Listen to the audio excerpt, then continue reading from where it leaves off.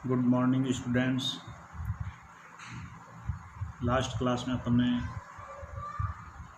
वित्तीय प्रबंध एक परिचय जो अपना टॉपिक चल रहा है उसमें अपन ने समझा था वित्तीय प्रबंध में वित्त शब्द से क्या आशय है। वित्त के सामान्यतः कितने प्रकार है, उन प्रकारों का अध्ययन करने के बाद में व्यावसायिक वित्त के बारे में अपन ने स्पेशली पढ़ा था। व्यावसायिक वित्त का प्रादुर्भाव कब हुआ, उसकी कौन कौन सी अवधारणाएं हैं, परंपरागत और आधुनिक अवधारणाओं के बारे में अपन ने चर्चा करी थी। आज की क्लास में अपन वित्तीय प्रबंध जो शब्द है, वित्तीय प्रबंध के बारे में अपन ने ये तो समझ लिया कि ये कब से आया है। आधुनिक विचारधारा 20वीं शताब्दी के छठे दशक से वित्तीय प्रबंध ज़्यादा प्रचलित हुआ है। इससे पहले इसे निगम वित्त या व्यावसायिक वित्त की संज्ञा दी जाती थी।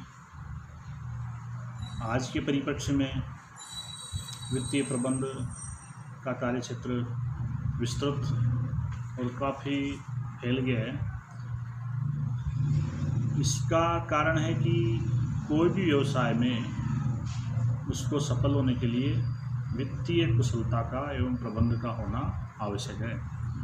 यदि वित्तीय कुशलता न हो पाई तो उस व्यवसाय का निरंतर उत्तरोत्तर उसमें समृद्धि होना मुश्किल हो पाएगा। तो आइए हम चर्चा करेंगे वित्तीय प्रबंध है क्या। सामान्य शब्द में अगर अपन देखें तो वित्तीय प्रबंध से आशय यह एक व्यावसायिक प्रबंध का एक क्षेत्र है जिसके अंतर्गत किसी भी व्यवसाय की वित्तीय क्रियाओं एवं उनके सफल संचालन के लिए उनका नियोजन किया जाता है, निर्देशन किया जाता है और आवंटन और नियंत्रण संबंधी कार्य किया जाता है। अर्थात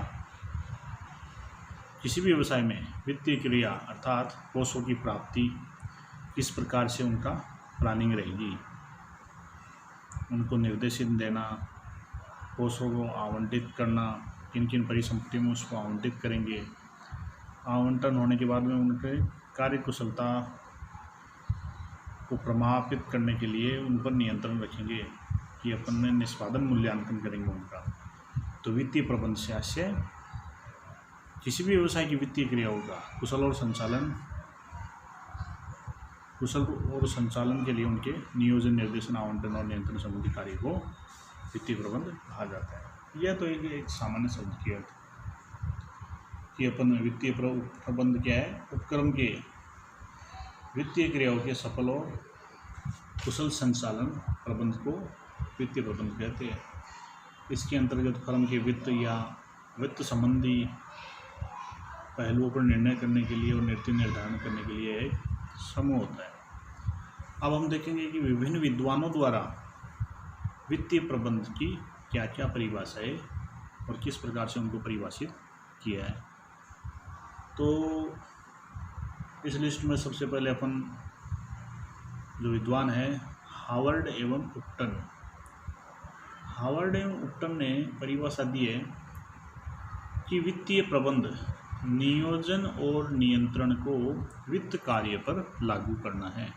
इन्होंने क्या परिभाषा दी है कि वित्तीय प्रबंध क्या है कि नियोजन और नियंत्रण को, जो व्यवसाय प्रबंध में अपन नियोजन करते हैं और नियंत्रण करते हैं, उसको वित्त कार्य के लिए कि वित्त का नियोजन किस प्रकार किया जाए और उसका नियंत्रण कैसे हो, यही वित्तीय प्रबंध होता है।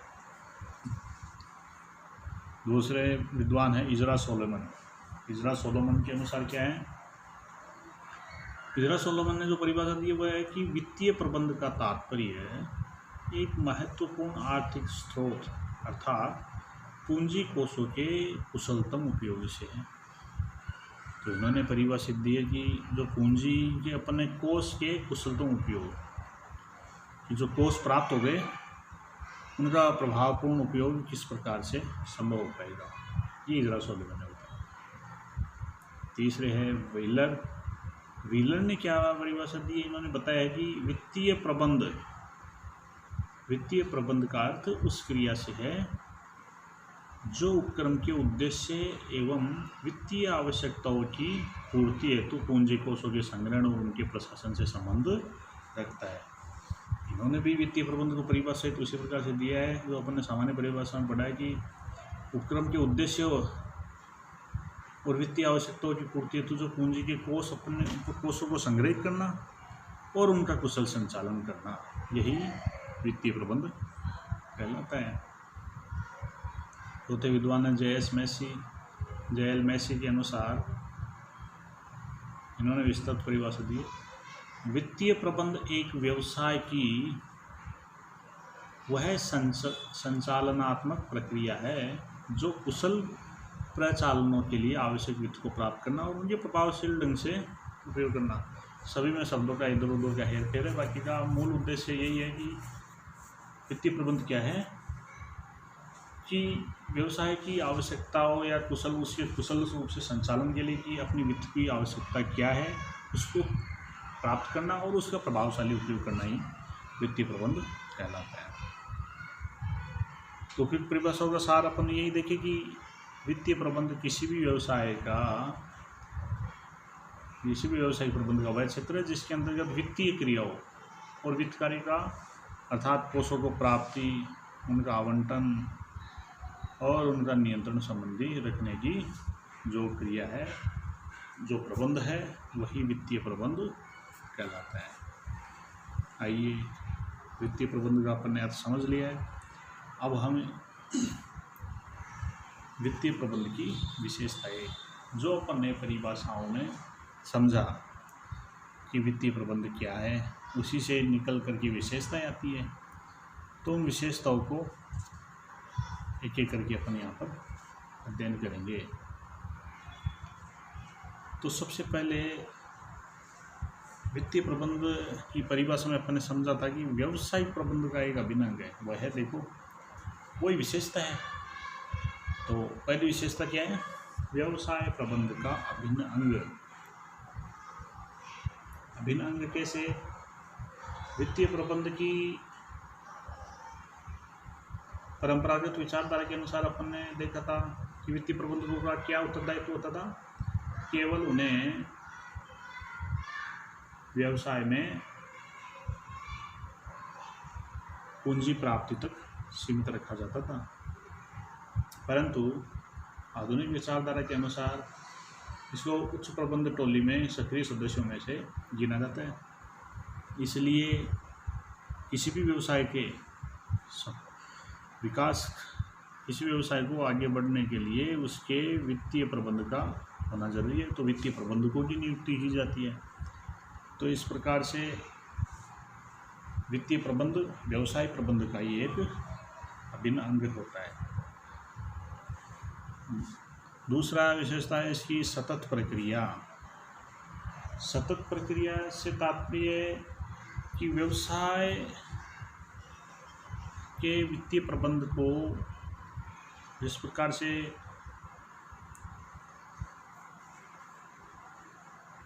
आधुनिक विचारधारा के अनुसार अपन क्या देखा है कि यह सतत चलने वाली प्रक्रिया है, ना कि एक कोई घटना विशेष पर चलने वाली क्रिया। पहले कुछ विशिष्ट घटनाएं घटित होने पर ही वित्तीय प्रबंध को जैसे वित्त प्राप्ति तक ही सीमित रखा जाता था, और आधुनिक विचारधारा के अनुसार वित्तीय प्रबंधकों को उसके कुशल संचालन और उसके उपयोग, कोषों की प्राप्ति तक ही नहीं, उनके उपयोगों का किस प्रकार से संस्थान में किया जा रहा है। तो इस प्रकार से यह सतत प्रक्रिया है कि कोषों की प्राप्ति भी होती रहेगी, उनका प्रभावपूर्ण उपयोग होता रहेगा, फिर वे आवश्यक व्यवसाय के लिए दूसरे क्षेत्रों में कोषों को प्राप्त करना, उनका आवंटन करना, उपयोग करना, यह चलने वाली प्रक्रिया है। तीसरा है वर्णनात्मक कम और विश्लेषणात्मक अधिक। वित्तीय प्रबंध जो परंपरागत विचारधारा है उसके अनुसार क्या बताया गया हमें कि यह कोषों को प्राप्त कर लिया वहाँ तक सीमित था। आधुनिक विचारधारा के अनुसार कोषों को प्राप्त करना और उनको उपयोग करना भी शामिल है। उपयोग करने में अपने को यह देखना होगा कि वित्तीय प्रबंध के साथ साथ कौन सी विधियाँ जैसे सांख्यिकी, गणितात्मक, इन विधियों को काम में लेते हुए वित्तीय प्रबंधक निष्कर्ष निकालते हैं व्यवसाय के लिए, उनके लिए तकनीकों का निर्माण किया गया है। तो इस प्रकार से आंतरिक और बाह्य परिस्थितियों का संदर्भ में संभावित विकल्पों में से श्रेष्ठ विकल्प को चुनना, जैसे पूंजी बजटन तकनीक है। किसी भी व्यवसाय में पूंजी को लगाया जाए या नहीं लगाया जाए, पूंजी जैसे अपने को वर्किंग कैपिटल मैनेजमेंट है, तो उसके अंतर्गत यह निर्धारण किया जाएगा कि कैपिटल का स्ट्रक्चर कैसे रखा जाए, कितनी पूंजी अपने को आवश्यक है, कम लागत पर अधिकतम कोषों का उपयोग करना। तो इस प्रकार से यह वर्णनात्मक कम अब विश्लेषणात्मक अधिक होने लगी है। लेखांकन कार्य से भिन्न यह विशेषता में बताते हुए कि लेखांकन कार्य के अंतर्गत हम वित्तीय समंकों को एकत्रित करने और उनके अभिलेखों में लिखने तक कार्य को लेखांकन मानते हैं, जबकि वित्तीय प्रबंध में उन लेखा पुस्तकों से और अभिलेखों से हम किस प्रकार से उनका निर्णयन प्रक्रिया में उनको शामिल कर सकते हैं, निर्णयन उससे किस प्रकार से करें ताकि व्यवसाय के लिए वो निर्णय या विकल्प जो अपने चुने हैं वो लाभदायक सिद्ध हो सके। अगला है केंद्रीयकृत स्वभाव। केंद्रीयकृत स्वभाव जो व्यावसायिक प्रबंध है उसमें अन्य क्षेत्र जैसे उत्पादन है, विपणन है, कर्मचारी के प्रबंध है, इनका तो विकेंद्रीकरण संभव होता है, लेकिन वित्तीय कार्यों का विकेंद्रीकरण ना होकर के उनको केंद्र स्तर पर रखा जाता है। उनका किस प्रकार से अधिकतम उपयोग हो सके, इन सब का निर्धारण वित्तीय प्रबंध की तकनीकों सिद्धांतों के द्वारा किया जाता है।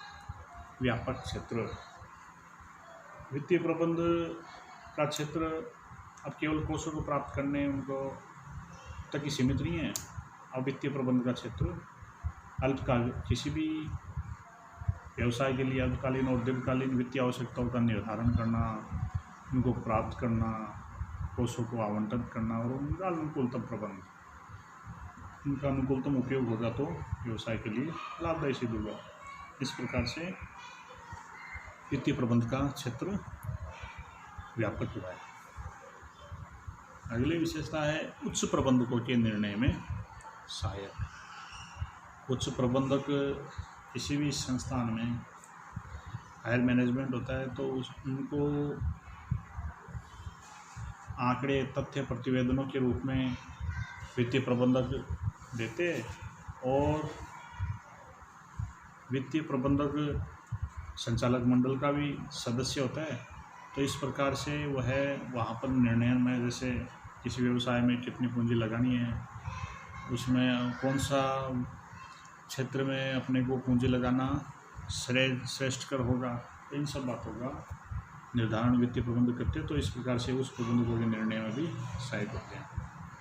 कार्य निष्पादक का मापक आधुनिक व्यवसाय जगत में क्रमों की परफॉर्मेंस को वित्तीय परिणामों से देखा जाता है कि यदि किसी भी संस्थान में लाभ या उनका लागत से अधिक मूल्य चल रहा है तो इसका मतलब संपदा मूल्य उनका अधिक हुआ है, तो वह व्यवसाय अपने उद्देश्य को प्राप्त करने में सफल हुआ है। तो इस प्रकार से वित्तीय प्रबंधकों के द्वारा जो तकनीकों और सिद्धांतों को प्रयोग में लाकर के उनसे जो निर्णय किए जाते हैं, उनसे व्यवसाय की कार्य निष्पादन क्षमता का मापन भी होता है। अन्य विभागों का सहयोग आवश्यक है। वित्तीय प्रबंधक केवल अकेला अपने लिए कि अपने रिसोर्स से वो आगे बढ़ पाए या बिना लेखांकन, सांख्यिकी, गणितीय सिद्धांतों के अलावा खुद ही सक्षम नहीं है। उसको सभी विभागों से सहयोग लेना आवश्यक है। वित्तीय नियोजन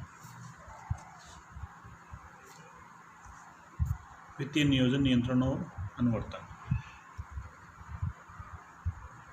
आधुनिक विचारधारा के अनुसार वित्तीय प्रबंधकों को साधनों को प्राप्त करना यह एक नियोजन प्रक्रिया का हिस्सा है।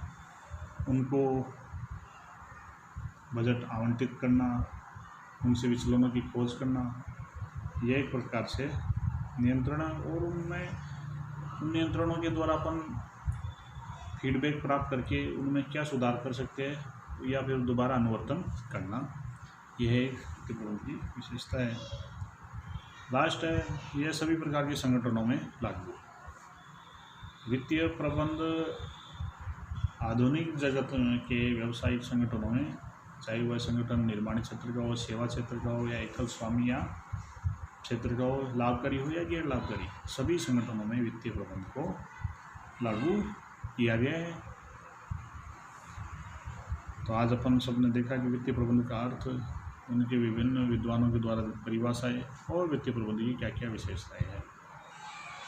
धन्यवाद।